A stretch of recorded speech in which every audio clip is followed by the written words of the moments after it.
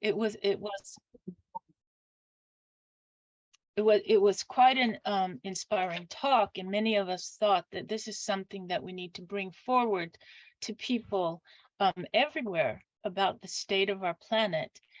And also, we see that there's many different polarities happening, or and it's so important that we can bridge both what we're doing in the world of activism, environmental work, and also in the world where we're working with our inner awakening, our inner values, and also raising awareness.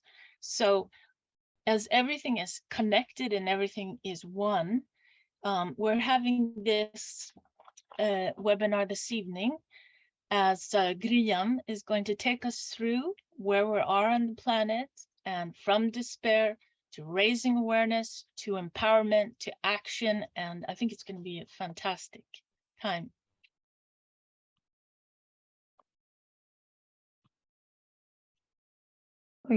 So you pass the word to Grian. Maybe you can also introduce Grian. Who is he? Sure, thank you. So I'm very honored to introduce Grian Botanda, and he is a Spanish author, social scientist, researcher, and activist. His research has led to the creation of the Earth Stories collection, a global bank of traditional stories capable to transmit a systemic ecocentric worldview in line with the Earth Charter. As an activist, Grian has fought for social and ecological justice since 2011, and he's been involved in national and international campaigns in Spain, Scotland, and Latin America, and worldwide. Welcome, Grian. Thank you, Tonia. From the beginning itself of this connection, I'm having problems with connection. Then I hope I can do this thing. Okay, I would like to se ha caído otra vez. Okay. Okay, I would like to explain that this webinar would be at the beginning would be not easy, because it's a little bit distressing, a lot depressing. But I am confident that you, at the end of the webinar, you will have a sense of having done the right thing, and in addition to have a brighter vision of the future that you would have if you had not participated. In this sense, this webinar has bad news, because the situation of our world is more serious than what you are told. But it has also good news, because we can still do a lot, and that we will turn the situation around together. But I would like, before starting, I would like to introduce Alide. Alide is an anthropologist from the Netherlands, and she is a leading personality in the Earth Charter at a global level. She has been working with the Earth Charter since its launch in the year 2000. And she is a member of the Earth Charter International Council, and has been coordinator of the Earth Charter affiliates in Holland until now. Thank you, Alide. Thank you, Tonia. Thank you. Thank you, Grian, and also thank the other members of the European network. I shared in the chat box the link to the website that we are working on together, so you can find more there. I'd like to say a practical thing. If you want to see the person who speaks a little bit bigger, then you can click on speaker in the right top corner. and then you speaking. Otherwise, you choose for gallery and you see as many people as you want at the same time, and then you may have to switch to another screen to see other people as well. But hopefully you find that out. I would like to say that Tonya and I giving us 2 times part. His presentation will be in 2 parts. The first part is about half an hour, and it's about this depressing situation of the state of the planet, the real situation. Then we will have breakout groups. You will go and talk about your feelings of hope. And then there's a lot of time, we hope, until 9:15. We hope to continue. So we're not going to continue till 10 o'clock. That's really late. And then we have some exchange on how we turn awareness and despair into hope and action. And that is a plenary exchange. So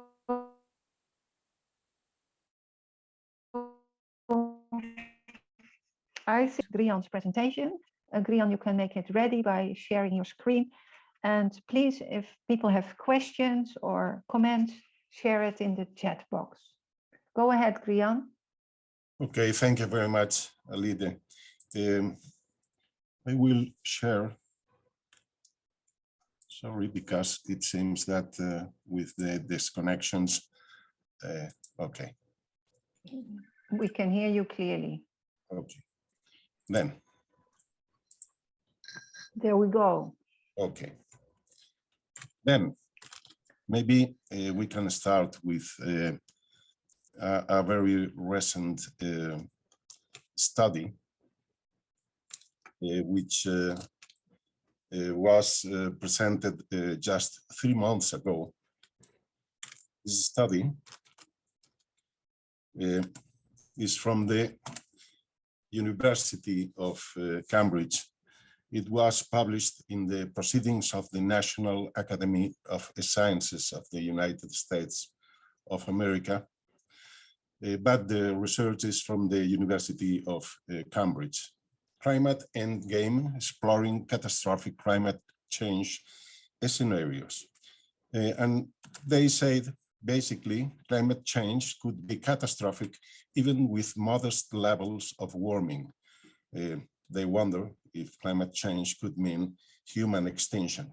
Everything that I will show here, you will have the link, because this presentation, you will have the link of this presentation, and if you want to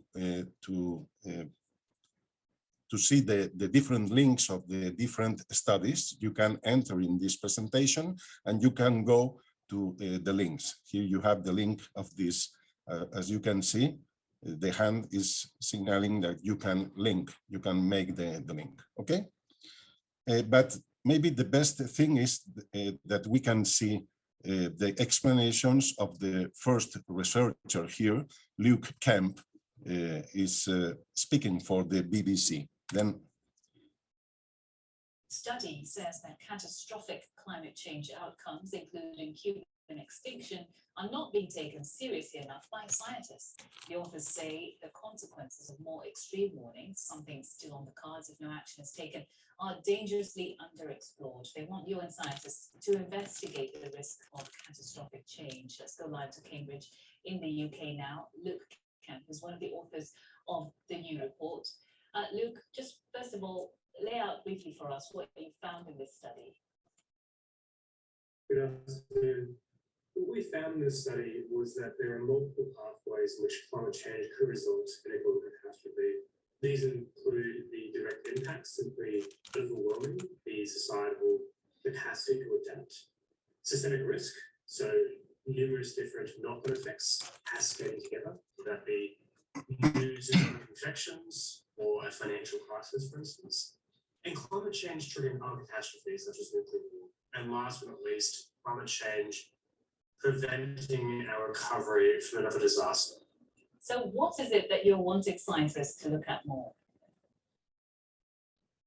Two things. First of all, looking at higher temperature scenarios. A series of text mining reports of the IPCC I've contributed to found that temperature rise above 3 degrees was largely underexplored relative. And secondly, is doing more complex risk assessment, looking at these risk cascades, and we weren't prepared for the biggest impact, which was things like healthcare system collapse and it's not. We need to be prepared for climate change. So it sounds like you're saying we're not being doom and gloom enough about what's at stake with climate change, even though some might say, but we probably are. To the contrary, when you actually look at the evidence, we are under-exploring the catastrophic scenarios of climate change. And the problem has been that historically, because of the emergence of Dow and the fossil fuel industry, anytime scientists get close to looking at the catastrophic impacts, they're accused of alarmism. And quite to the contrary, right now we're being overly naive, fatally foolish to the worst case scenarios. I mean, is it hard to bring this kind of news to people when really most people now are just looking for a light at the end of the tunnel, are looking for some hope? And you seem to be saying, actually, we need to be taking this even more seriously, and things are worse than even what we've presented so far. Indeed, in some ways. However, we know that you can talk about these worst case scenarios, these extreme risks for people, without them becoming despondent. You just simply need to let them know that there's also hope and what they can do as well. And we hope to use the latest results in terms of communicating climate change to make sure this doesn't result in simple inaction. And quite to the contrary, I think when people realize how much is at stake, it's more likely to propel action. Well, let's talk about one of the things you found, which is that estimates of the impacts of a temperature rise of 3 degrees Celsius are actually underrepresented compared to their likelihood. Could you unpack that finding for us? Indeed. So this is based upon 2 text mining reports of the IPCC report. So basically, we looked at the number of mentions of different temperature rise scenarios, and we compared these to 2 different plausible warming scenarios in the future, 550 and 700 parts per million. Both of these are very much kind of middle of the road scenarios for emissions. And we found that 3 degrees and above was massively underexplored, while 1.5 and 2 degrees were overrepresented. This is most likely due to the goals of the Paris Agreement, which focus on 1.5 and 2 degrees and limiting those temperatures.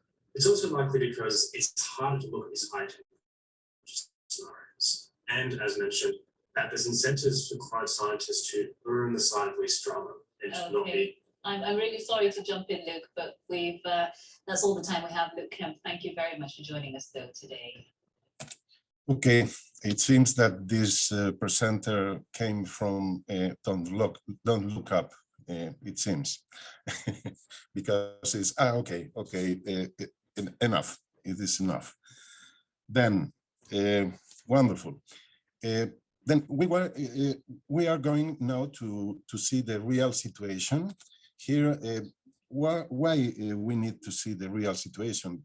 Because it is important to know what we are facing now in this moment, in order that we can take decisions, we can make decisions. In this sense, we need to know what is exactly what is happening. And as you have seen in this BBC interview, the same presenter, herself, is saying that maybe we are not saying the real situation. No, you are not saying the real situation. Then we need what is happening really. And for this, I have here a lot of studies, scientific studies, in order that inform what is the real situation.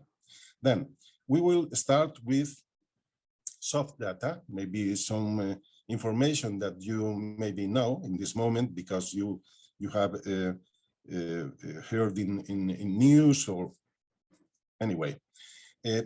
Then we will go to the hard data, is the most grim, the most depressing section of this presentation.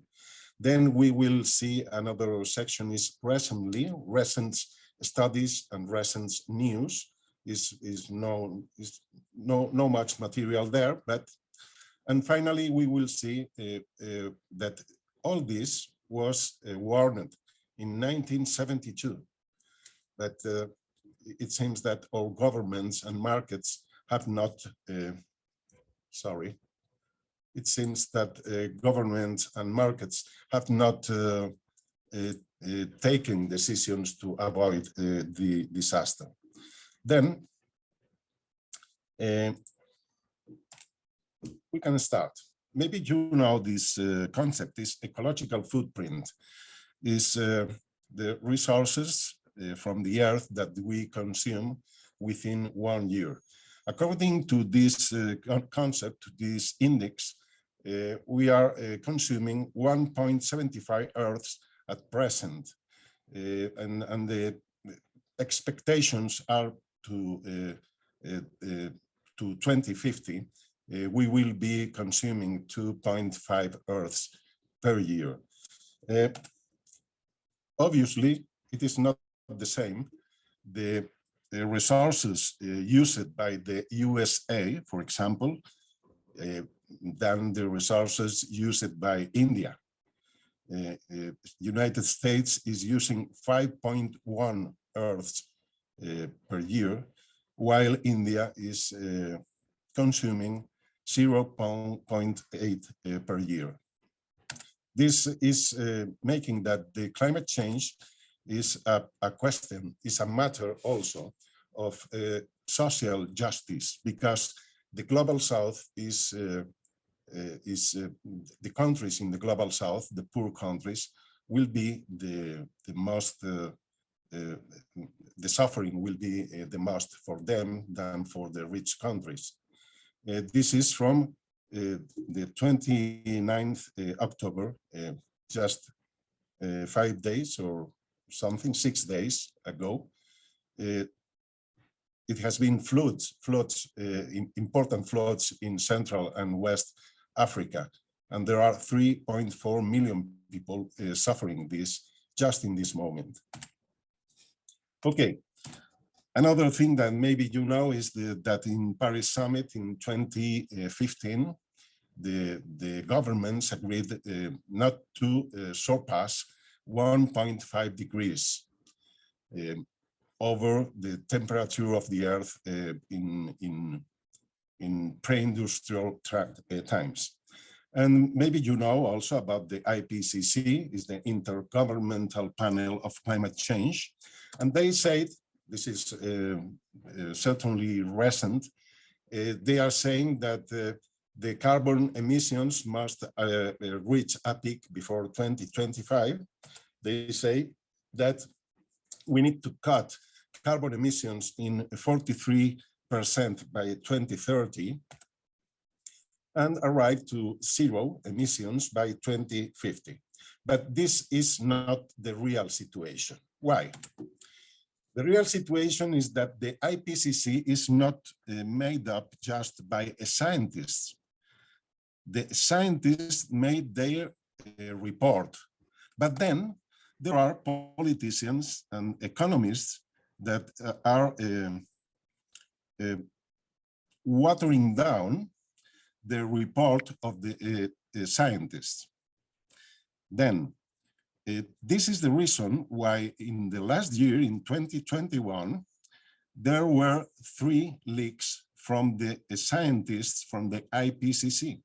They made 3 leaks in order to inform people what is happening before the politicians and economists water down their report. Then maybe we have arrived in this moment to a place where I think maybe we need a first pause. We can make a pause in this moment just to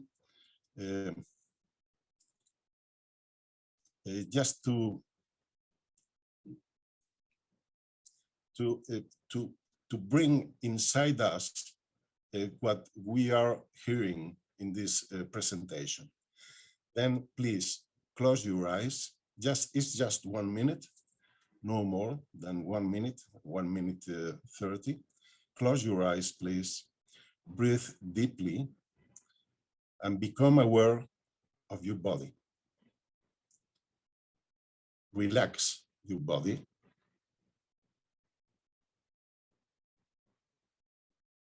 Feel relaxed. Breathe deeply again, please. And within yourself, look directly into the eyes of the outside reality that threatens us. Look it in the eye without fear.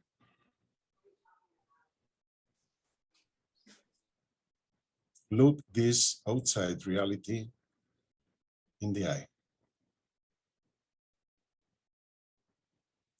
And take note of your experience.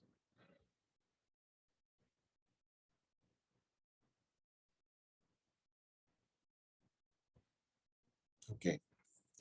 Given that this is you are receiving here information which is threatening our lives, maybe we need to absorb this in a way that we can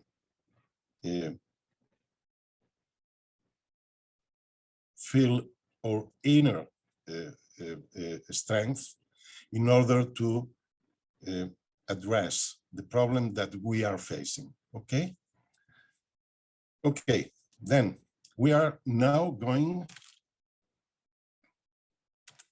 to the hard data. Okay, we are with the IPCC leaks. There were in 2021, there were 3 leaks. The first one was on 23rd June, and it was delivered to France press. Crushing climate impacts to hit sooner than feared, draft UN report. And they said, it's just a summary, those least responsible for global warming will suffer disproportionately. And they said, verbatim, life on Earth can recover from a drastic climate shift by evolving into new species and creating new ecosystems. Humans cannot. They were very direct in their comments. The second leak arrived to Extinction Rebellion in Spain. As maybe you know, I am one of the founders of Extinction Rebellion in Spain, and this leak arrived to my friends Juan Bordera and Fernando Prieto, and it was on 7th August, and the title of the news was IPCC sees the growth as key to mitigate climate change. IPCC is scientists. And this is something that maybe we need to rethink the 8th SDG, because the 8th SDG is saying that we need economic growth. Okay, maybe we need to rethink this, this part of the SDGs. And they said, the scientists in the IPCC said that the summary for policymakers of part 3 that was filtered was the draft document accepted by Working Group 3 before participating governments could delete key elements of the report and water it down. Because in the formal IPCC adoption process, governments, this was the reason for the leaks, okay? And then they said, this is important. Global warming associated with the various published emissions scenarios ranges from less than 1.5 to more than 5 degrees by 2100, compared to pre-industrial levels.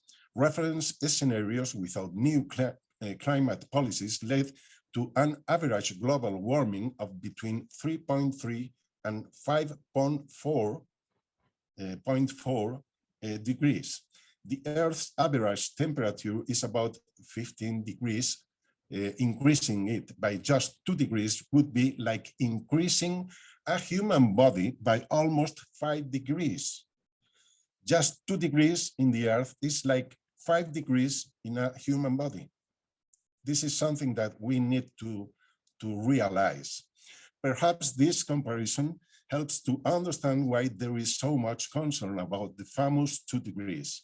Climate stability will be impossible and the risk to life enormous.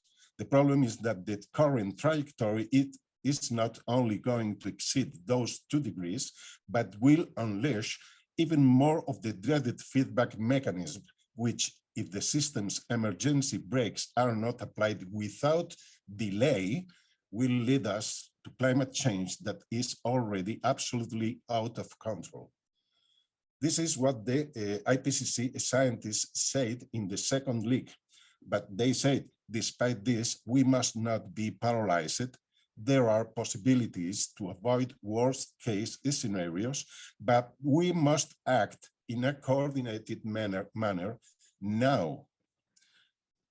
Then we need to act now, and we need to that our governments act now. And the third, another point that they said in this leak was fighting energy poverty and climate change are not incompatible. This is because the biggest emitters are the richest. The richest 10% emit 10 times more than the poorest 10%. So increasing the consumption of the poorest to basic subsistence levels would not increase emissions much. And you have the link of this news. Okay, and the third leak from the IPCC scientists came to Extinction Rebellion Granada. Exactly the group of Extinction Rebellion that I founded in 2018 and arrived to this woman on 22nd August. She is Elena González Egea, is a friend in the group, in our group. She is a doctor in astrophysics, and she received an email with the third leak of the IPCC scientists. And in this leak, they said IPCC warns capitalism is unsustainable. And they said, transitions, this is verbatim, transitions are not usually smooth and gradual. They can be sudden and disruptive. And they also point out that the pace of transition can be hindered by the blockage exerted by existing capital institutions and social norms. And they said also, some scientists stress that climate change is caused by industrial development and more specifically by the nature of social and economic development produced by the nature of capitalist society, which they therefore consider ultimately unsustainable. Then, I can say also, this is something that was not in the leak. This is something that Elena, the person who received this leak, told us in an interview. I was making an interview for a radio station in Colombia, and I interviewed her, and she said in the mail they told me we are in panic. You can hear, if you understand Spanish, you can hear this interview in this link in YouTube. Okay. Oh, a moment. Now we have three sections. One of them is just to confirm that we are in the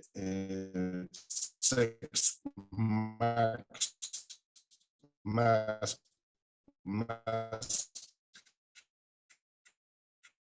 extinction, abrupt climate change theory that maybe is the worst scenario that we can face. But we think that we need to know all of these things, okay? Maybe this one, maybe we can go just with the head titles. This is in the journal of the National Academy of Sciences. And it was in 2017. In 2017, they were saying that the sixth mass extinction of species was a reality. And we are not, and our governments and markets are not taking decisions, making decisions. Another title.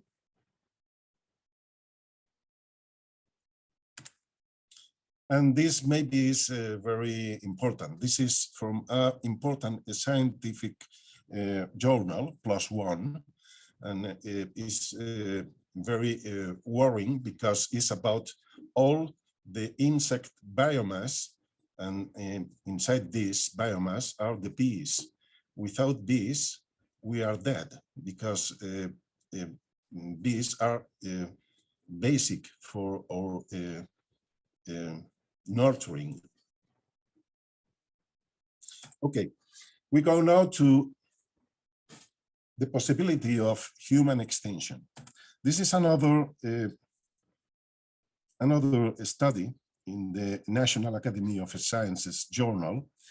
The second author of this study, Ramanathan, from the University of California in San Diego, was interviewed by the Huffington Post, and he said there is now a 1 in 20 chance that climate change could wipe out humanity.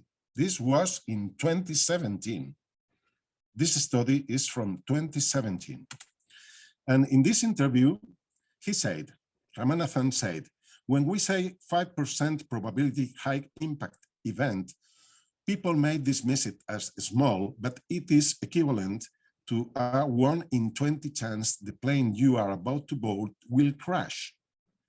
We would never get on that plane with a 1 in 20 chance of it coming down, but we are willing to send our children and grandchildren on that plane. This is important. This is important.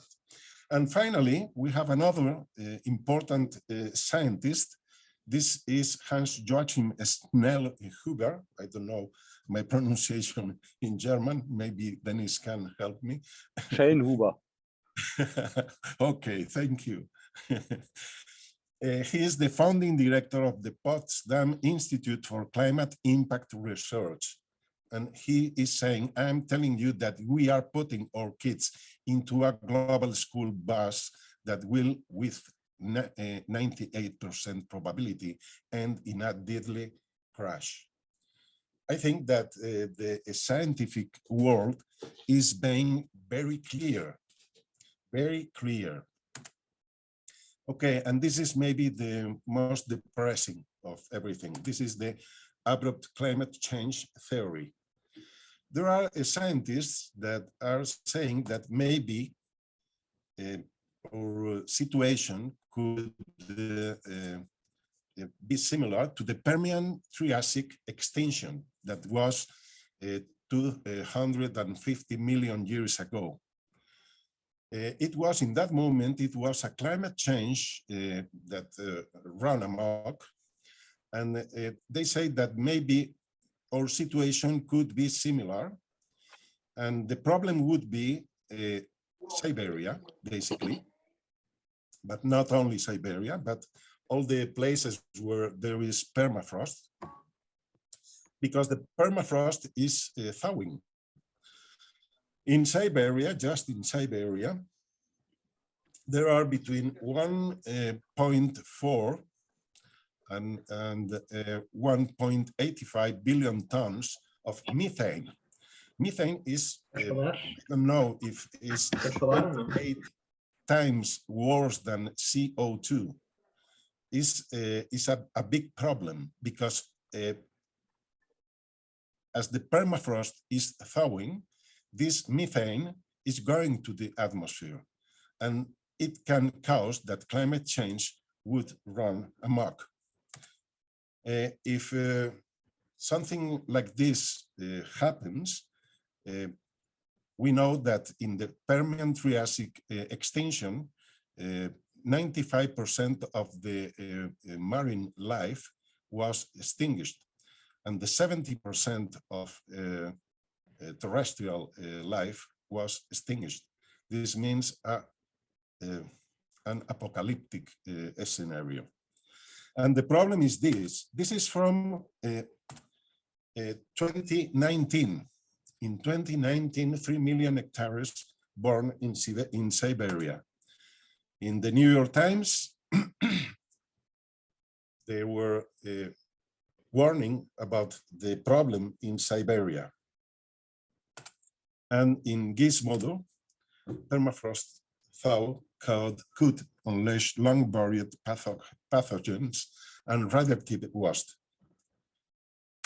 Okay, and this is from 3 days ago. This is a tweet from 3 days ago. It's about the forecast for next Monday. Next Monday will be 20 degrees above average temperatures in the Arctic. As you can see, 7th November 2022. Next Monday, 20 degrees above is incredible. So maybe we need another pause. Maybe we can relax again. Maybe close your eyes, please, again. Because maybe many talks that I made in the last 4 years, I remember people crying, even crying. At the moment they know all this information. So close your eyes, please, breathe deeply, and become aware of your body. Relax your body, just for a few seconds. Breathe deeply again.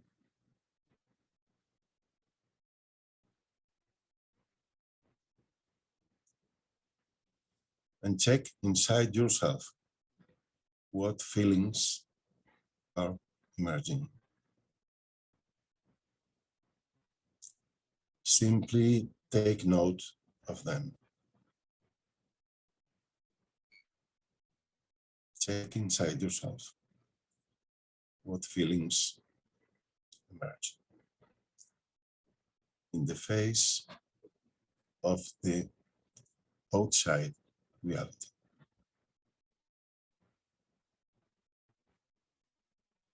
And take note of them.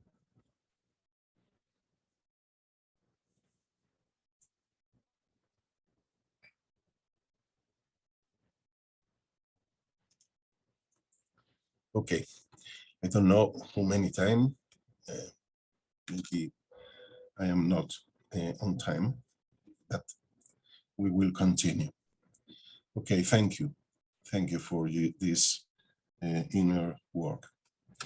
Okay, now we go to the recent information. This is very recent. Here is from the journal Nature. Is from June in this year, 2022, interbasin and interhemispheric impacts of a collapsed Atlantic overturning circulation. This is this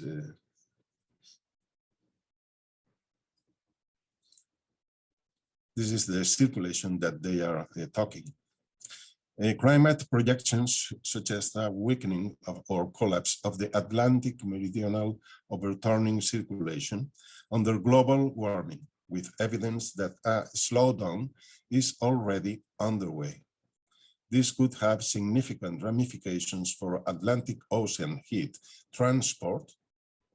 Maybe most of you know about this, and Arctic sea ice extent and regional North Atlantic climate. This in the media are not saying us all these things, and we need to know all these things in order to, knowing our reality, we can make decisions. we can make decisions, good decisions. You have here the link. Another sufficient conditions for rapid range expansion of a boreal conifer. The scientists find trees growing on Arctic tundra for the first time. The shocked scientist who made the discovery said something so surprising was not expected to happen for another 100 years or more, according to models of climate change. This means that probably climate change is quickening. Okay. Meanwhile, the world is ablaze and the oil industry just posted record profits. It is us or them. No single crisis, no matter how existential, will be enough to shoot this machine down naturally. We must break it or it will break us. This is in The Guardian.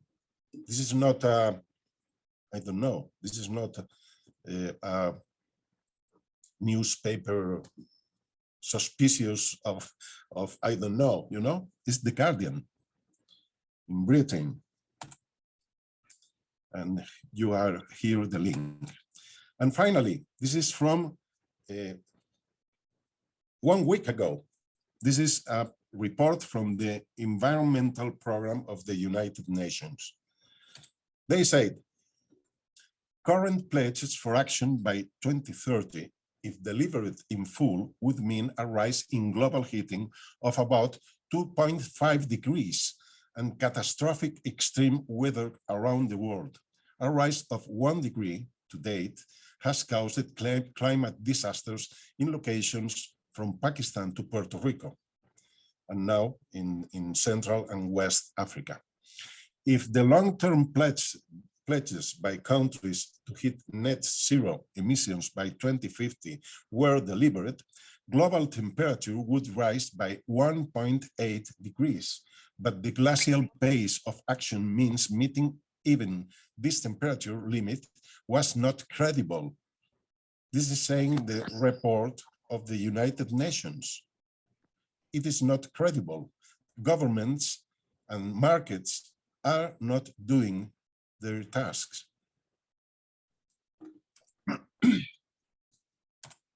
And this is from 2 days ago. This is from 1st November 2022. A historical declaration by over 1,000 scientists and academicians. It is in a scientist rebellion. A scientist rebellion is the scientist section of Extinction Rebellion. They say the IPCC pathway for staying below the 1.5 degrees climate goal is now considered implausible by the expert climate community.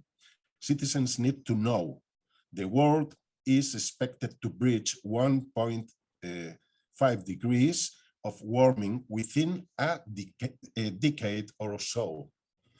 Over 1,000 academics from more than 40 countries have now signed it, including prominent scholars and IPCC contributors.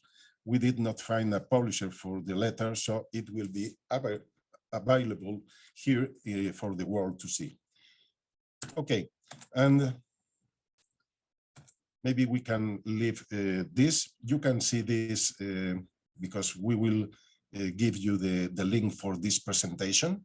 But just this something that in 1972, Donella Meadows, an important specialist in systems dynamics from the Massachusetts Institute of Technology, she made a research in which she saw that we could have a civilizational collapse between 2035 and 2050. And they say that it could be a drastic world population decline of up to 90%. But nor governments nor markets make decisions then in 1972. Not only that, and I end here. Recently, the BBC said that there was a public relations plot that seeded doubt about climate change in that time, in the 80s, I think. You have here the link. This plot was paid by the oil companies. Then all this we need to know. And we need to know also this other thing. Just 100 companies are responsible for 71% of global emissions. This you have in The Guardian in this link. This is important to know because there are more responsible for the climate change. There are people more responsible and less responsible, okay? Then, now, we're going to make a break in groups in order to reflect on the feelings that have been emerging inside all of you during this talk. I want that you can share these feelings with your mates in these groups with an open heart, please, with an open heart, feeling that they are also in the same boat as you on the planet Earth. Alide. Thank you. Thank you very much, Grian. I know it's hard, and at the same time, you made us look inside. And this is really important. Before you are all invited to join a small group, Jana will explain. Jana is our Zoom host in Germany, how it really works. Jana. Yes, so I have created breakout sessions, and you will have 20 minutes in your rooms to talk about whatever comes up for you. I will open the sessions now, and just before the time runs out, you will get a little note, and then you have 60 seconds more to talk. So you don't have to do anything. You just click to go into the room, and you will automatically come back here into the group position. Thank you. Thank you. Well, enjoy your connections in the small room. See you later. Great. Thank you so much. I hope everybody had a good session connecting. It's always interesting to meet people from different parts of the world. And we're going to invite Graham back and see where this evening is going to take us. So now that we've looked at some of the harsh facts of what is and what's reality, it will be interesting to know what are the next steps. Because, I mean, if we think about it, the human spirit, we are resilient. And I think this is a whole dynamics that we're waiting for about our inspiration and our hope and our empowerment. So, Graham, you're welcome to come back and join us. Thank you, Tonia. Thank you. I will connect again the presentation. Maybe, if not now, then I can share the link of the presentation. Okay. Okay.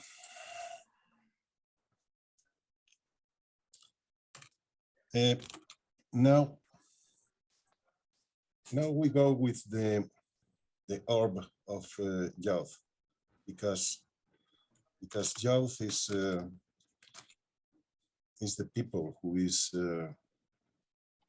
more damaged with this climate change.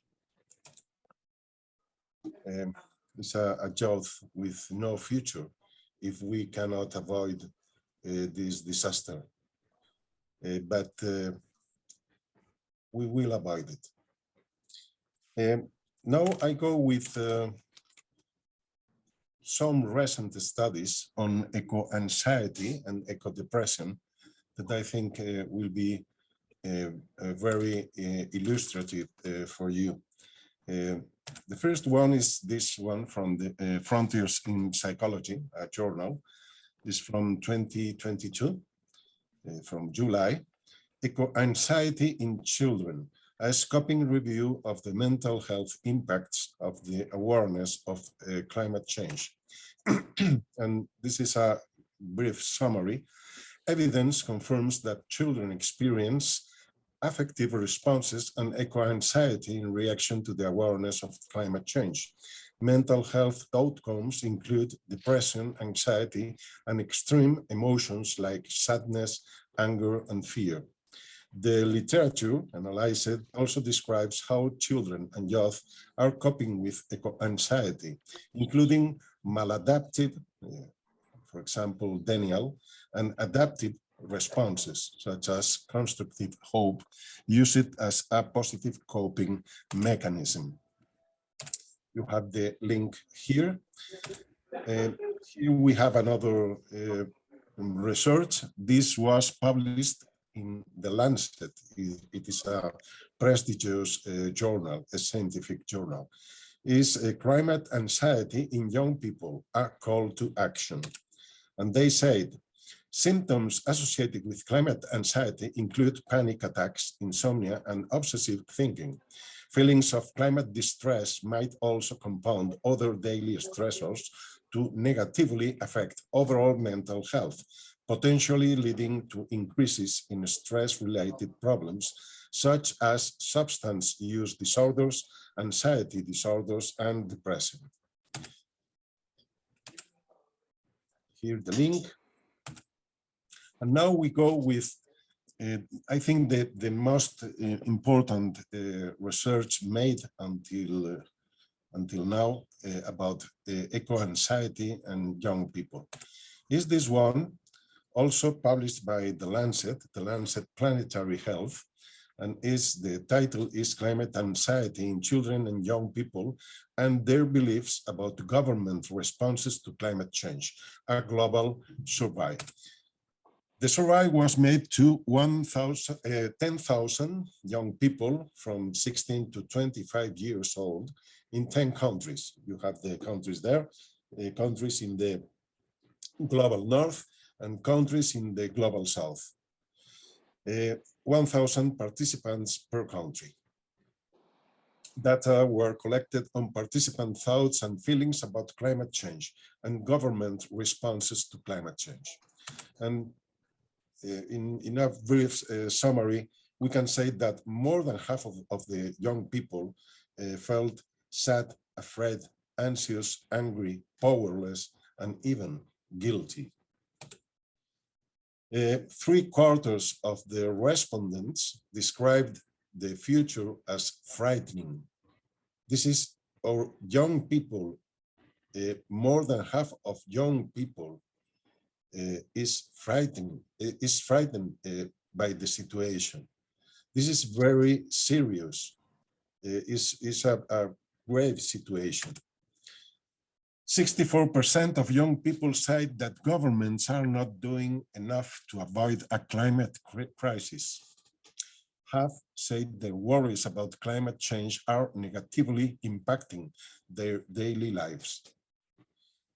And finally, this climate anxiety and distress were correlated with perceived inadequate government response and associated feelings of betrayal. These feelings of betrayal can be extended to all the older generations. We need to do something, young generations and older generations, because we cannot permit that the future generations feel that we betray them. And finally,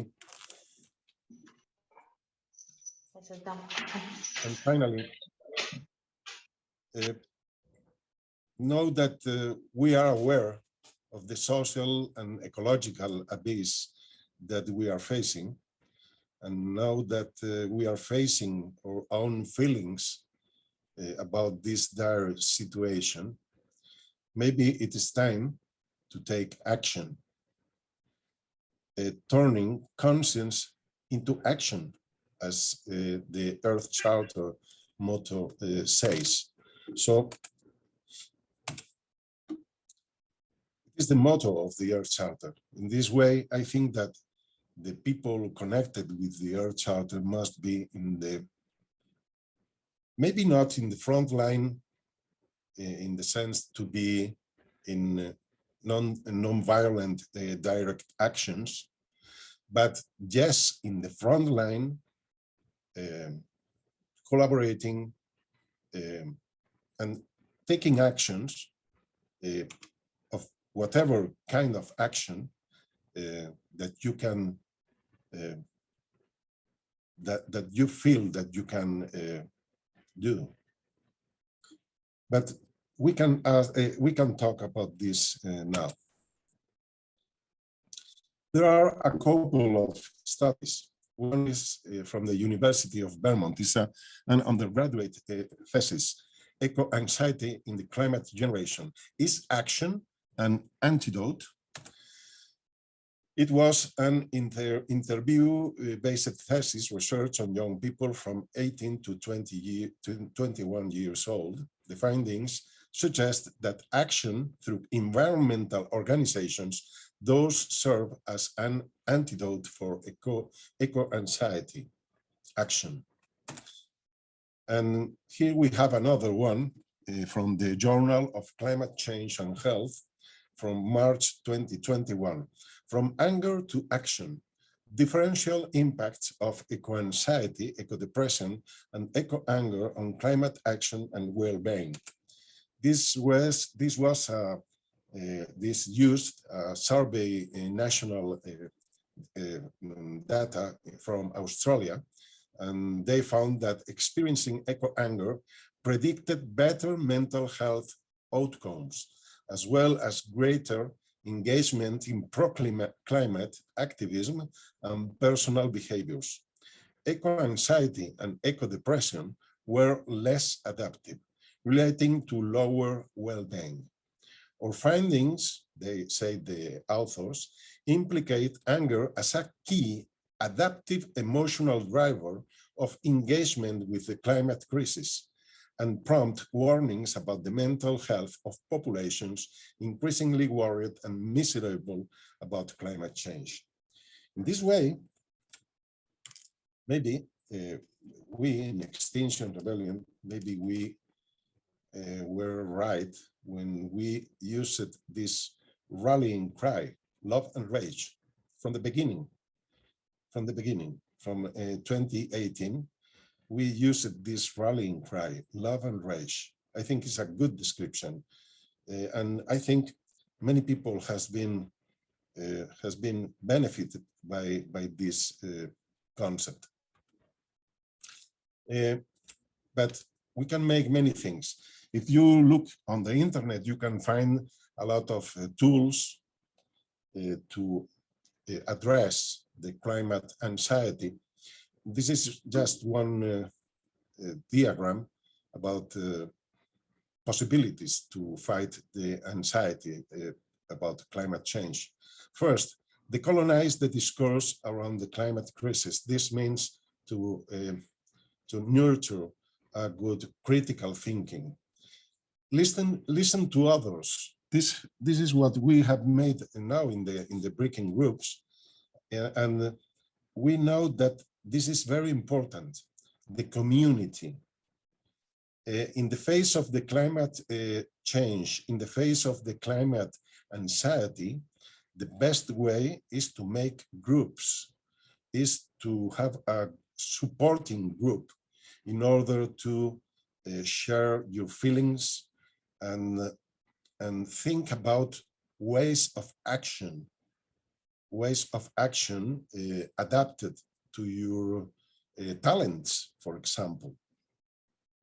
Another thing, start somewhere. This means action, take action in whatever you can do it. Take action is the best way. Enjoy the process. This means that when you are fighting, struggling against climate change, at the end you can enjoy this process because you know that you are doing what you have to do. And this is an important insight that can lead you to inner peace. And finally, set limits inside you and outside you. There are many things you can find on the internet. If not, anyway, you can look for social movements or environmental organizations. Many of them are working on ways to combat the climate anxiety. I can speak about my experience as a member of Extinction Rebellion from the beginning, from October, November 2018. My experience about this and mainly about the young people, my experience is that above all, young people feel that they largely overcome eco-anxiety. Why? Because they are participating in a group.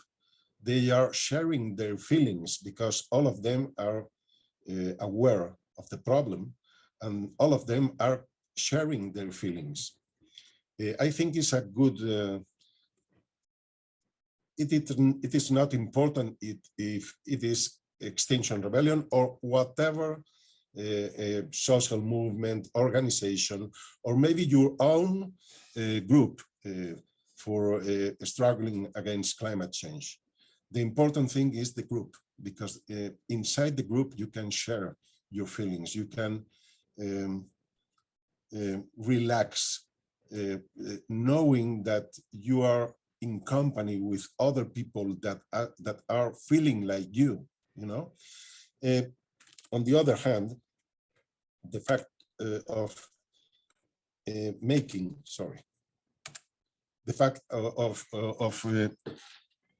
taking action is something that is also important when you are in a group.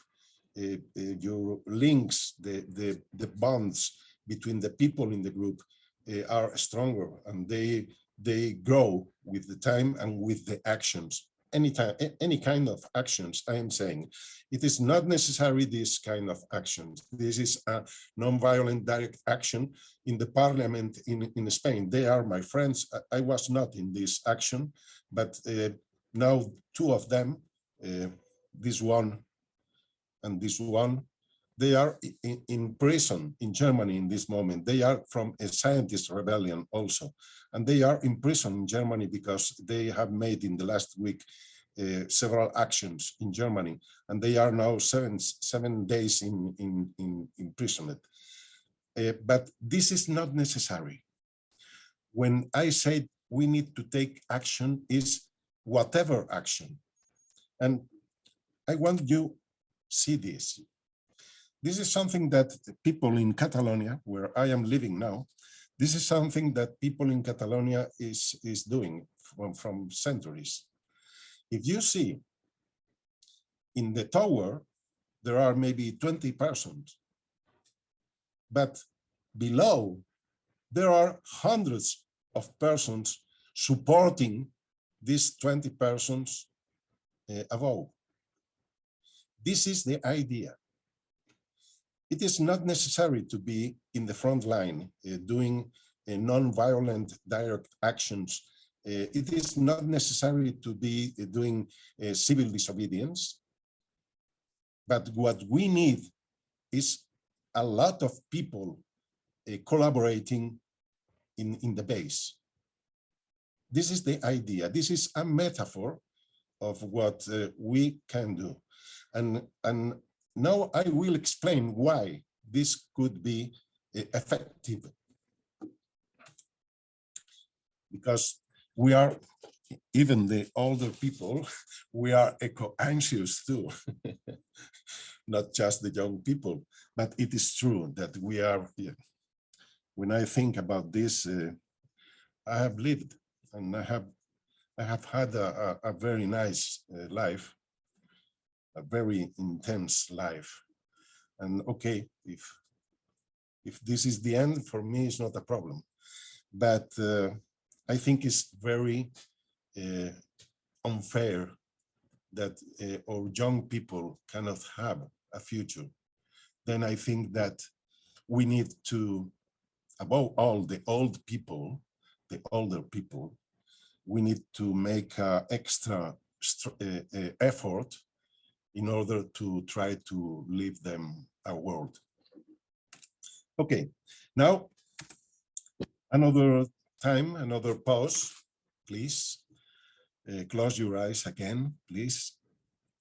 Close your eyes, breathe deeply, and become aware of your body again.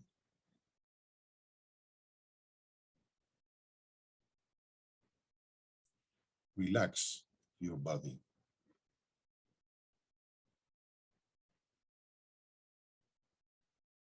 While you are breathing deeply.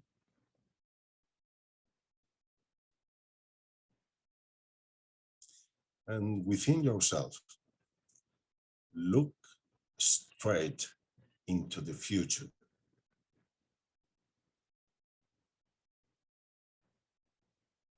Look the future straight in the eye, without fear.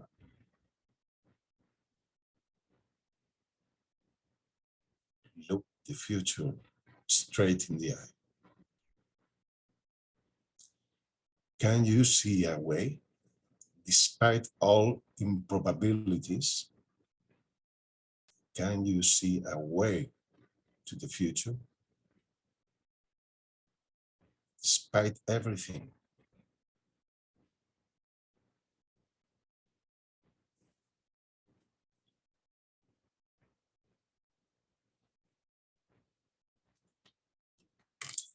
Okay. And with this, we will end now. Hope. Really? Maybe you are saying, really? Hope? After everything you are said in this presentation, really? Hope? Yes, really. Really. We don't even have time to be pessimistic. We only have time to act. Then we have no time to be depressed.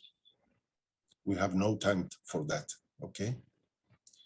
And this is a treasure that life can give you. This is a life gift, because we have no time. We have no time to be depressed. We have no time to be pessimistic. We need to act, and action will be the medicine. I have good news. This woman, Erika Chenoweth. Erika Chenoweth is from Harvard University. Erika Chenoweth and Maria Stefan made a milestone study, a milestone in social sciences in 2008. It was a research in which they explored the strategic effectiveness of violent and non-violent campaigns in conflicts between non-state and state actors using aggregate data on major non-violent and violent resistance campaigns. They analyzed 323 violent and non-violent campaigns from 1900 to 2006. They used statistical analysis and obtained empirical results. What were the results? The violent campaigns got their goals on a base of 26%. 26% of violent campaigns got their goals. 53% of non-violent campaigns got their goals. This maybe is, wow, this is true? Yes, this is true. Wow, why? Because, for example, among many other reasons, the non-violent campaigns can be joined by every kind of people, of every age, of every, is different, and they can get the support of more people than violent campaigns. This is one of another thing in this research was, this is the, here you have the link to read this first paper. And another thing was this. The BBC made an article about this.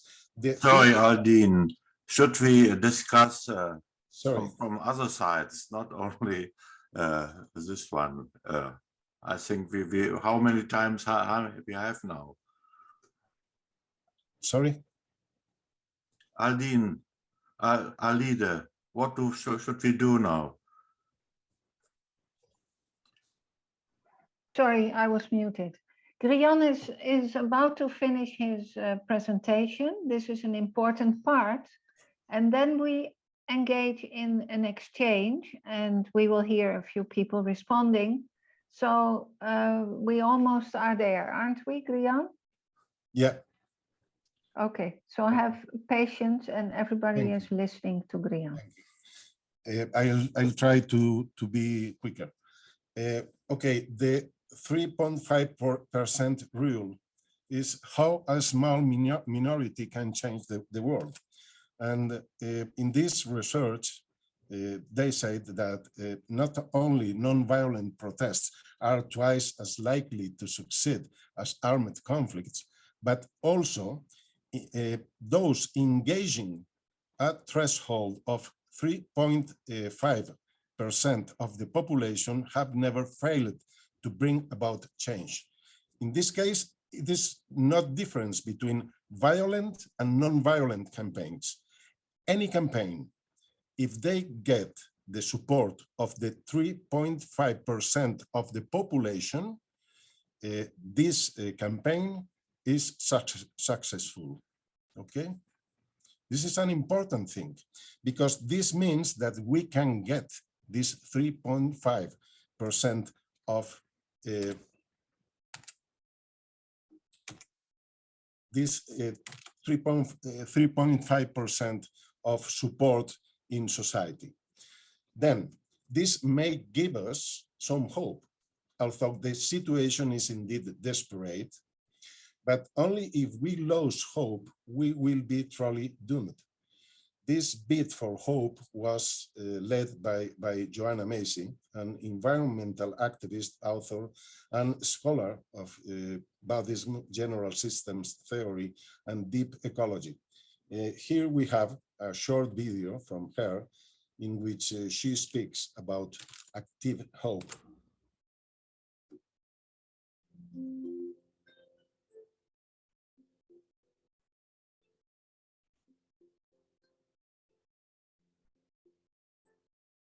Active hope is not wishful thinking.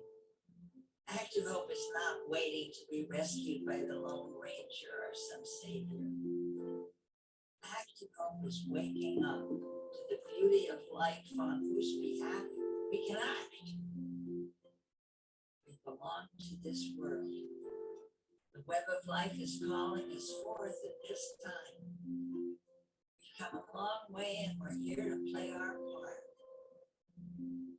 With active hope, we realize that there are adventures in store, strengths to discover, comrades to link arms with. Active hope is a readiness to engage. Active hope is a readiness to discover the strengths in ourselves and in others. A readiness to discover the reasons for hope and the occasions for love. A readiness to discover the size and strength of our hearts, our quickness of mind, our steadiness of purpose, our own authority, our love for life, the liveliness of our curiosity, the unsuspected deep well of patience and diligence, the keenness of our senses, and our capacity to lead. None of these can be discovered in an armchair or without risk.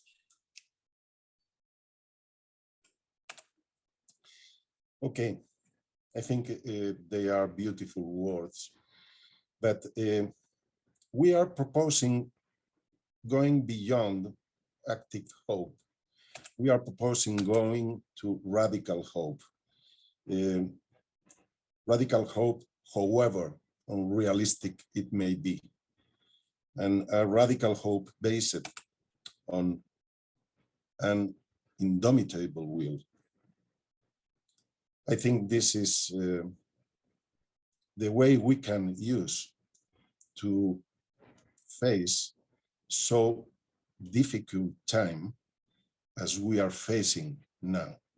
We need something more. And we need a radical hope based on something certainly outlandish and unrealistic for the mainstream thinking, this modernist thinking that has brought us to the edge of the abyss.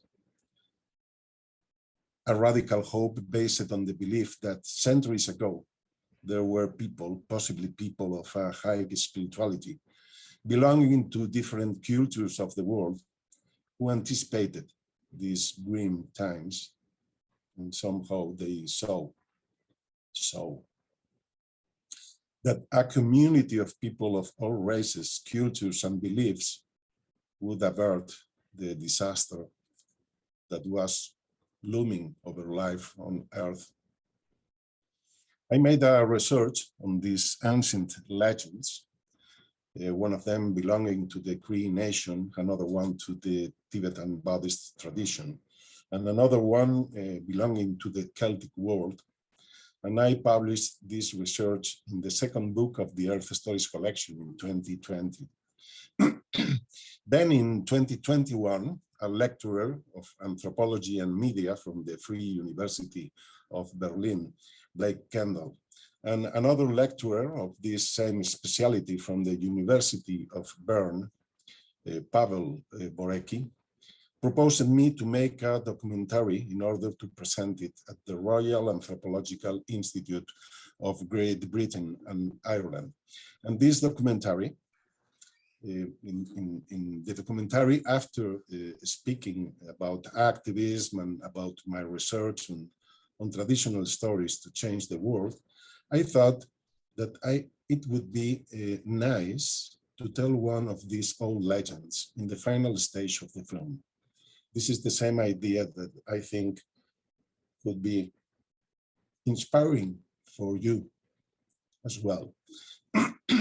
And this is what I want you to watch now.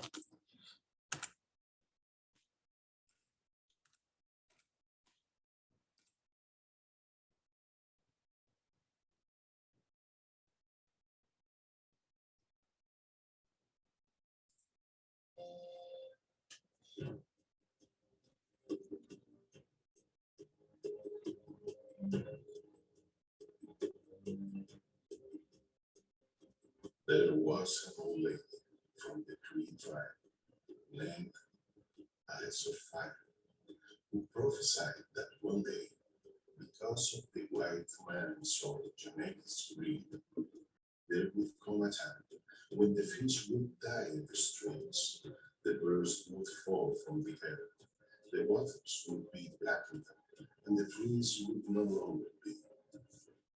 Kind as we would know, it would all but cease to exist. There would come a time when the heroes of the legend, stories, cultural rituals, and myths, and all the ancient tribal customs would be needed to restore us to health. Rian, it's very difficult to understand the words. Yeah. So maybe you can continue to the Okay. next. It's Maybe- a pity, but it's. maybe- I noticed others have the same problem. Maybe I can read directly this story from the Earth Stories collection. It's okay?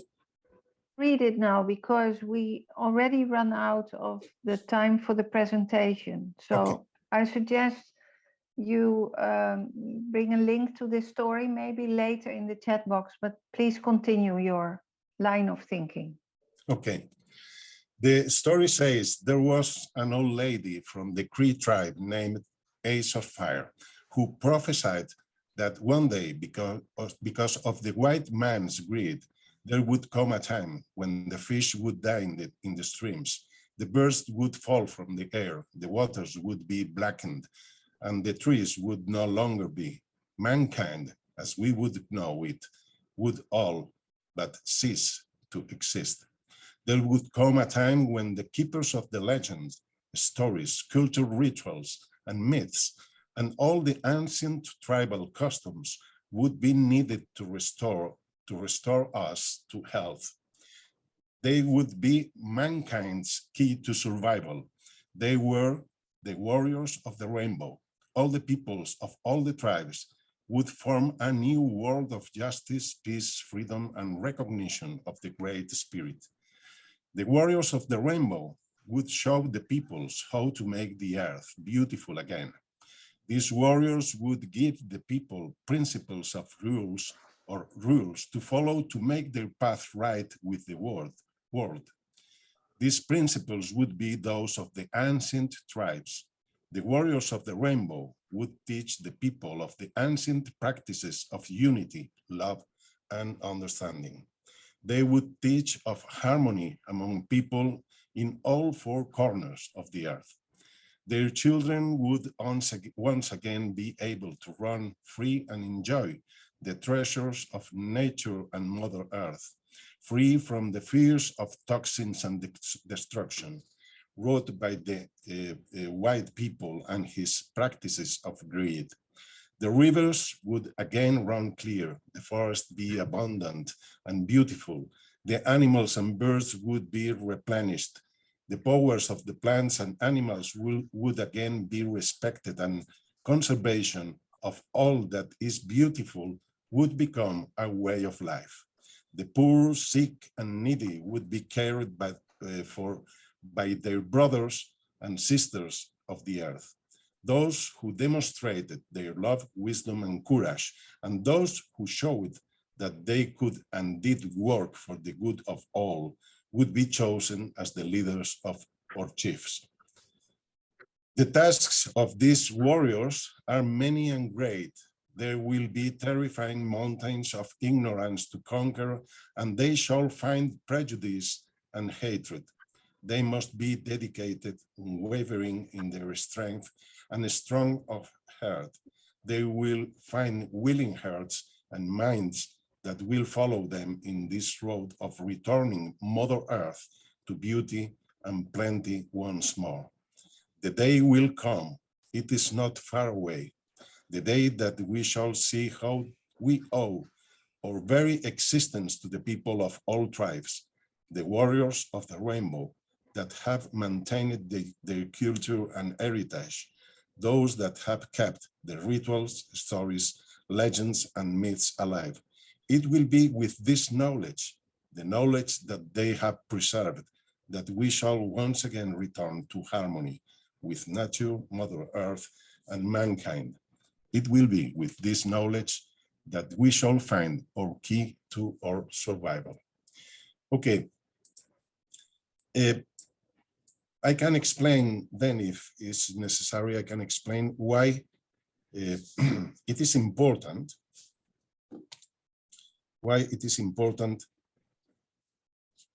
to use myths, because we need to connect with the collective unconscious. Maybe this is something that our modernist worldview has not understand until now, but maybe we need to make an effort in this way. And this, as you can see, this is a Banksy graffiti in London. He made this graffiti for Extinction Rebellion. Maybe we can change. From this moment, despair ends and myth begins. Maybe we can make a reality the myth of the Rainbow Warriors, or the myth of the Shambhala warriors, or the myth of the Avalon warriors, because the idea is that we can have a radical hope that we are the people who centuries ago all these traditions spoke about. Okay, sorry for if has been too long. Yeah.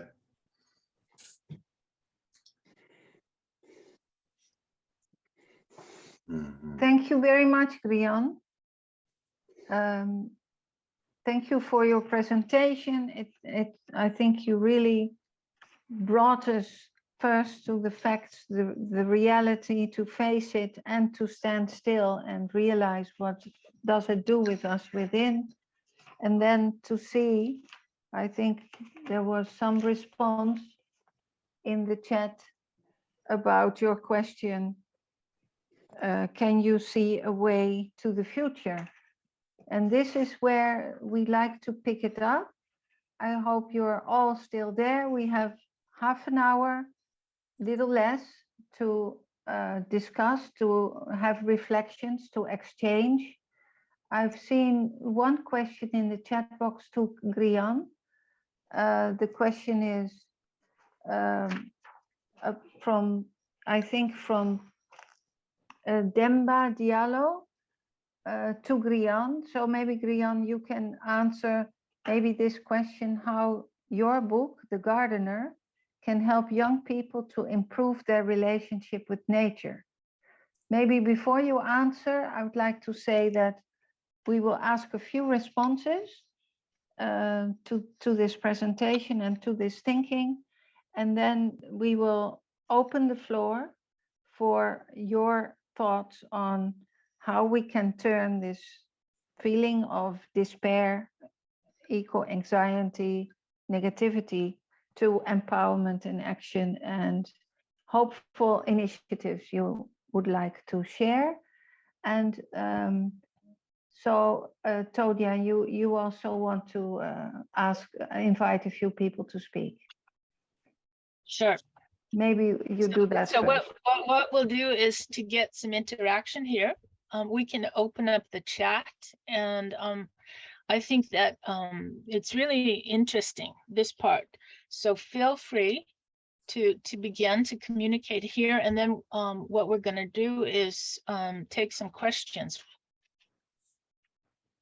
And I know that I think one maybe he's not familiar with using the chat. Yes, yes. If you like to say something in writing, you can open the chat box and write. But if you want to speak, maybe you can find this icon saying reactions, and then you can raise your hand. But of course, Werner is already raising his hand. And Werner, I think you were trying to talk to us earlier. So maybe you can ask your question now. Yeah. Well, the NGOs, they are so important in our world, but there was no word about politics, governments. Oh, that's not good, you know. If we want to get forward, there must be a connection from above and the base, and they must come together. No word about politics. Ah, that's not good. Okay, well, let's say every contribution is valuable, and this is not a debate about what is the right or the most right strategy. Maybe Grian can respond to this. I did hear things about policies and politics and the support base, but Tonia, you continue, please. Well, I'm monitoring the chat, and as far as where we're going in this, just to give some feedback, I think I've sort of been involved in this my entire life, and I think what is really needed is to create the connection between what's happening in the world and what's happening within ourselves. And I think the antidote to despair is action. So when we are empowered, and we understand there's a way forward, no matter what situation we're in, then I think there's a tremendous energy that happens. And there's so many ways to go in this discussion, the 100th monkey, the collective and everything. And we have a few more questions, and I see that Irena Rangmari Rose would like to join us and have a question or say something. Actually, no, I'm very grateful to you, Gideon. The action is already beginning or begun. I just sent the message to everybody about the river. I'm listening as a river, the Wanganui River. But to you, I just would like to say, ko te awa, ko. I am a river, the river is me. You are all rivers, the rivers are you. And I think everybody needs to understand we are the rivers. You are the rivers. Be the rivers. That's my heart feeling. Thank you for the description. Thank you, Elena. That was beautiful. I know that I had a message from Mado. His name is Demba Diallo from Burkina Faso. And Mado, are you there? I know that you had something you wanted to share with us from a younger generation perspective. Hey, Tonya. Yes, I'm here. Hi. So glad to see you. Nice to see Well, first of all, I'd love to say thank you, for making this webinar. I've learned a lot, just by hearing other people's thought, even in the breakout room. I was able to listen to a nice lady. I'm not sure if she's still here. Her name is Sophia. She's from Belarus. Very nice lady. I learned about what's going on there. I'm also thankful, to learn about different perspectives and how we can alleviate this anxiety that the young generation has towards climate change. So thank you very much, Brian, for for giving us this wonderful presentation. I'd like to say a few things, a couple of things. I hope this is not going to go too long. But the first thing really is, how do we motivate the young generation? First of all, I think we have to motivate through leadership. As part of the Green Cross Youth, we are dedicated to taking action towards protecting the environment and making sure that the world become a better place for us. To ensure the transition between the previous generation and our generation, we need to build a global network of like-minded young leaders. And I believe this is what we're doing through this presentation today. So for all young people that are here, we are the next leaders. We don't have to fear what's coming. We just need to be better prepared to face what's coming. So the youth must come together. We need to stand together and we need to grow together as one, because together we are stronger. Now, how do we achieve that?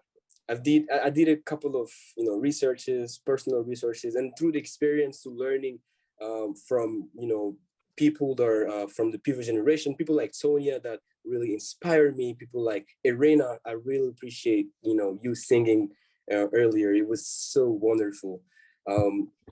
So after investigating that, I learned that we have to take action through education.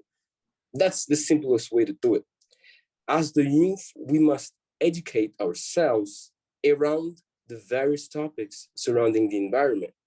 This will help us to have hope for the future, to know that, yes, we can still achieve something for a better future.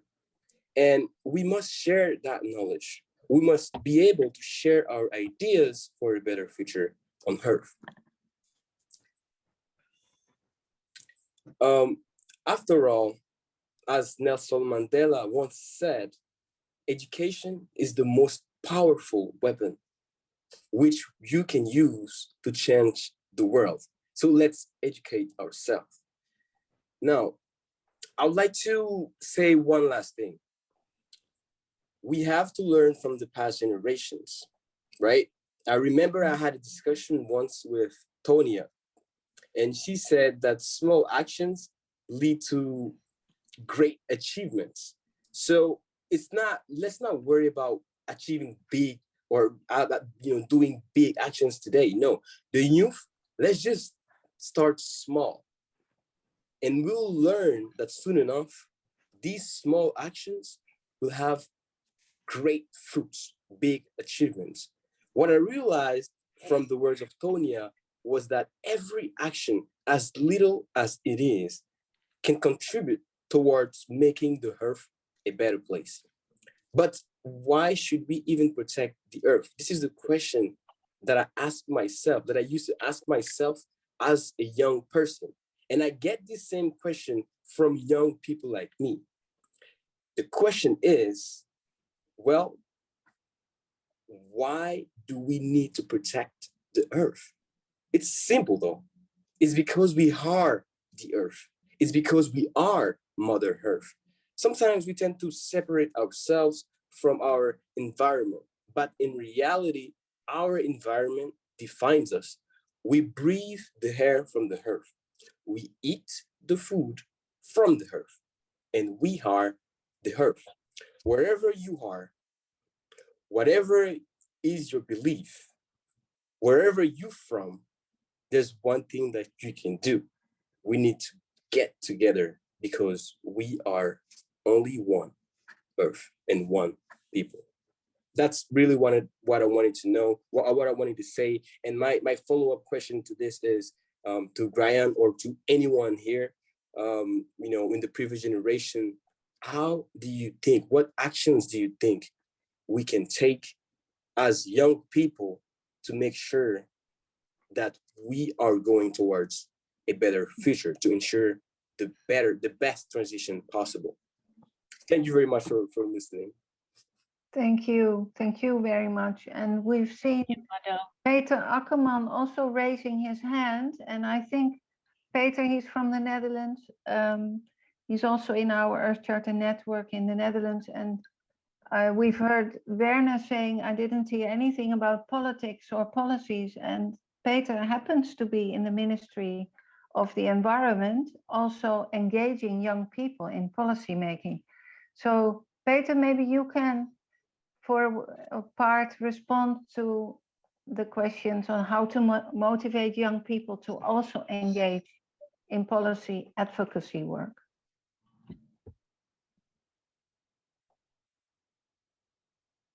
Maybe you have to unmute yourself first. We don't hear you yet. Do you hear me now? Yeah. Now, yeah. Thank you, Alida, and for the introduction, and Hello. thank you, Daniel, for the amazing speech. Yeah, it's very true. I mean, I'm a policymaker, and of course, I'm very worried about the environment, and I know all the things that is going on. But as a policymaker, it's always very difficult to convince the politician at the top of your ministry to also feel that same worry and the urgency. And as politics go, you don't always have a minister that does that. So I found a trick, and this trick is inviting the youth to write the policy with me. So instead of the youth protesting in the streets, I open the door of the ministry and say, write the policy with me. Not one time for the picture, but structurally, almost every day of the week now. They think with me, like, how do they want to change the policies of the Netherlands?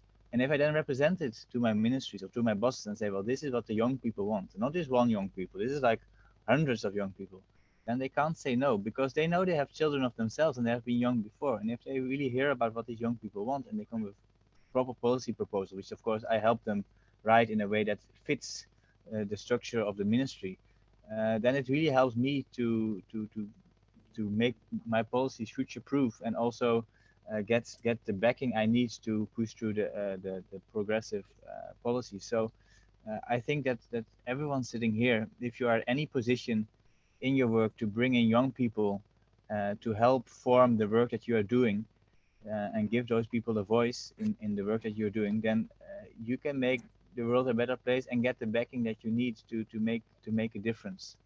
So that's what I wanted to contribute, because I think these actions really help. And if you want to learn more about this initiative, it's called Jongeren Milieuraad. I will put the link of their initiative, the Youth Environmental Council, in the chat. Because I think this is the most progressive way of participation of young people in the Dutch government that we have so far, and maybe also one of the most progressive parts of actions in Europe. So we really like to help other people as well to copy our idea or even improve on our idea to give young people a voice, and then help work together with the older generations to make the difference. Thank you. Thank you, Peter. Thank you. Maybe you can stay in the room for a little more, little longer, because you are very enthusiastic, I think, and you can engage a lot of young people. But how do you do this in your own feelings and mind? How did you make the switch from this disturbing facts and realities that you know about to this radical hope? How did you turn that for yourself into action? That's a really good question. Well, as any of us does, we go to a valley of despair. You can know the troubles, and then you cannot unsee the state that the world is in. For me, the only option is hope and going forward, because there is no alternative. So for me, I was very much searching for a place where I could have influence. That's why I decided to do environmental policy.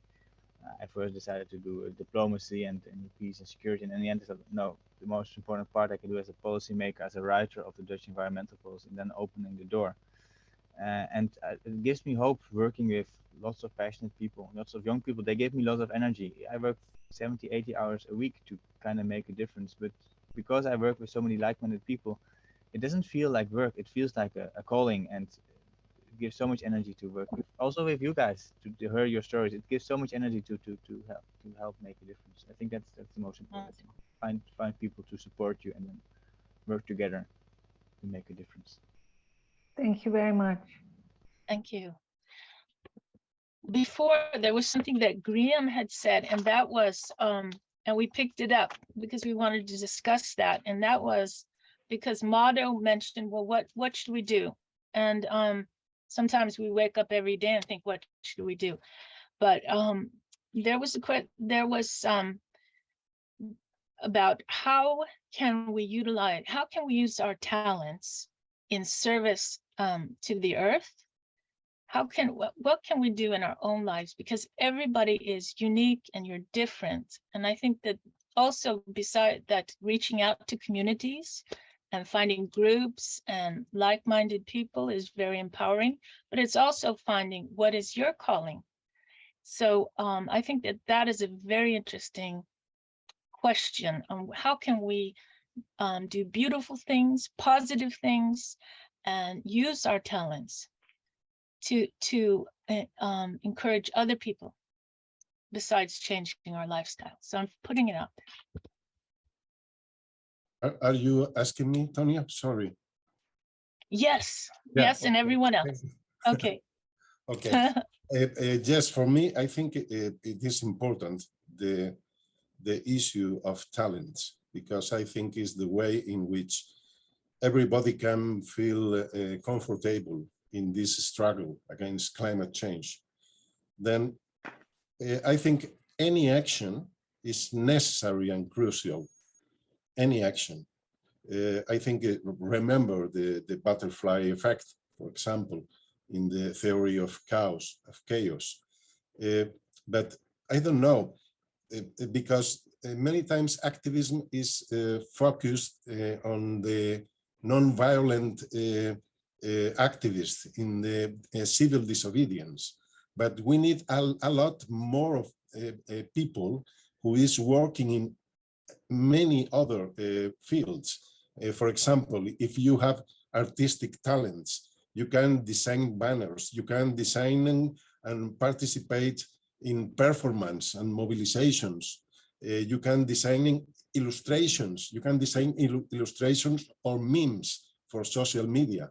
Then you don't need to be in the streets in front of the police. You know, if you have communication talents like Demba, for example, you can be a spokesperson in social movements or organizations. You can be in radios, in TVs, in meetings. You can tell stories. You can give inspirational talks in your local environment. You can write into newspapers or magazines. Even maybe you have the talent of make humor. Then you can make maybe jokes in order to bring awareness to the people. If you have interpersonal talents, you can care for others in social movements, for example. I have many mates in Extinction Rebellion who has not participated in actions, but they are, when the people is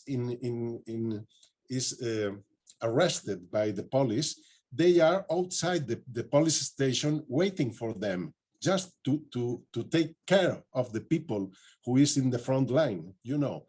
And they are not in the front line. They are in the second line just for caring all the people who is in the front line. For example, if you have interpersonal talents like mediation, you can be between different activist groups. You can mediate because there are conflicts also between the activist groups. Then maybe if you have this talent, you can use your talent in mediation to make easier these things. If you have academic talents, you can be interpreter in meetings. You can translate to different languages. We have had meetings with people from Africa, from Latin America, from Europe, USA, from India. And we need people who translate in French, in English, in Spanish. We need these people. And this means that any talent that you can have can be useful to struggle against climate change. Just it is to put creativity in order to say, okay, what can I do? What are my talents? And in which way, in which creative way I can use my talents to fight against climate change and to try to keep the life on Earth. Thank you, Graham. Even people with sporting talents. Maybe you can make I don't know, maybe you can make organizing an awareness racing matches or games.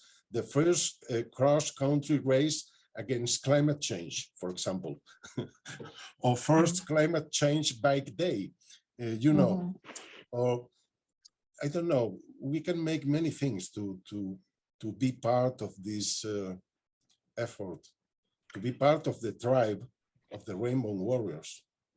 Yes, and as you were looking for, we see your hand, Irena, when you were talking about actions. I think it was very well chosen title of this webinar to talk about planetary well-being. I think for many people it appeals to have a positive contribution to the well-being of our planet, including humanity, and not having to say all the time against or fight. It can help for some people, but planetary well-being is, I think, a good term, and I shared with you in the chat box. There will be a next step with Earth Charter International. On the 1st and 2nd of December, there is an event in Costa Rica, and you can link online to the plenary discussions or dialogues and exchanges on planetary well-being and how we can all contribute to this as an individual on all levels, as organizations, as policymakers, or wherever you are. Irena, you want to say something before we close this? Yeah, Just very webinar? quickly, thank you everybody, and thank you Graham, and thank you for being here, being able to be here. My heart is this: I'm teaching people to say good morning, Mother Earth. My heart is with you. My heart is full of love. And the same before I go to sleep, because I feel that we need to remember we are on a journey with her, together with her. And I know that she needs this love from us. So it's so simple just to say good morning, Mother Earth, and good evening, Mother. Keep me safe. Love. It belongs to everybody, children as well as adults, and it doesn't cost anything. So this is where I am. And I give this to us, everybody. Be aware that we are together with her when we sit here together. Good evening, Mother Earth, with everyone. Thank you very Thank you, much. And Irena. I think it's very well timed, Irena, because we all know it's been a long session. I also know some of you have been waiting for your dinner even, or for your lunch, wherever you are. I think it would be nice if we couldn't hear all of your voices. Maybe we can all open the microphone and say this to each other, wish each other well. And maybe you can think of one word that you want to share that reflects how you feel now. Before we end this session, we try to capture all what is exchanged in the chat box, and we will try to make a report and you can read it later. Who wants to start with? You can put it in the chat box if you like. Oh, you've already started. Very well. Peace. Maybe you can just talk to each other before we end here and say goodbye. I was just wondering, did I come to the chat later? Because I've been here just for 1 hour and 20 minutes. And it says that it starts from 7 to 9:15 p.m. That means 2 hours and 15 minutes. So I'm missing 1 hour of the conversation. Yes, we started at Why? 7 o'clock. 7 where? 7 o'clock. Well, it means it is true, 2 hours and 15 minutes. So you missed an hour. Because Yeah. I'm in Portugal, so we might start early. The time difference. Aha. Yeah, it's Central European CET, it's Central European time. Yeah, but I thought I was in CET because I was looking and it says CET too, and now I'm like, I arrived late. Oh, sorry about that. Yeah, No, that's sad. okay. So I'm sad. I arrived late. That's my Yes. Well, welcome anyway.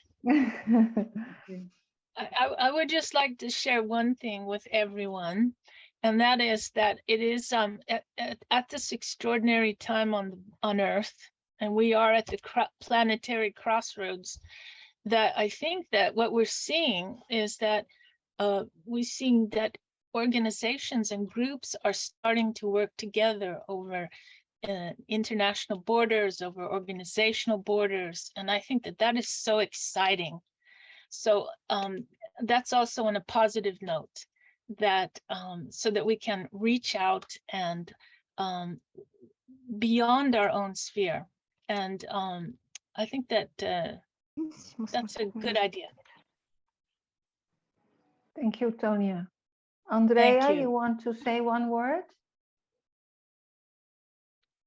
No. Megan, can you unmute? Yeah, thank you all so What's much. your feeling now? I'm Hello. feeling brighter. What? Say it again. Sorry, there might be a lag. I'm feeling brighter. Brighter. Well, that's great. I've seen it becoming darker in most of your houses. but you feel brighter. That's great. Thank you. Okay, we would like to conclude this session, thanking all of you for being here, taking your time, spending time together, even in silence, which I thought was very special. We can keep this chat box open for a few more minutes if you want to be sure and you want to receive the recording or the report. Put your email address in the chat box. Then we can follow up with you if you're not in one of the networks already. And then take care. Thank you. Thank you, Brian. Tonya and Alida. Yeah, thank you, Tonya. Thank you, Everybody. everyone. And you. Grian. Thank you. Thank you. And Thank and you. before we leave, do we have the link to the Earth Charter International conference on planetary well-being? Have we put that into the chat? Yes, I Great. shared the link in the chat box. Yeah, Wonderful. you can find it on the website on the events of Earth Charter International. Great. So you can find it there anyway. Thank you very much. Oh, Thank you. Thank Hello. you. Bye-bye. Bye. Thank you so much. Hello. Goodbye. Hello, goodbye. Yeah. It's nice to Hannah, see hello. everyone. I saw Hannah. Hello, Philippa. Hello. Nice to see you. Yes. And also thank you to Jana, our Zoom host, who was very skilled to bring us to the small groups and back. And thank you, Grian, for your presentation. Irena, you still want to say something? No. I'm just happy.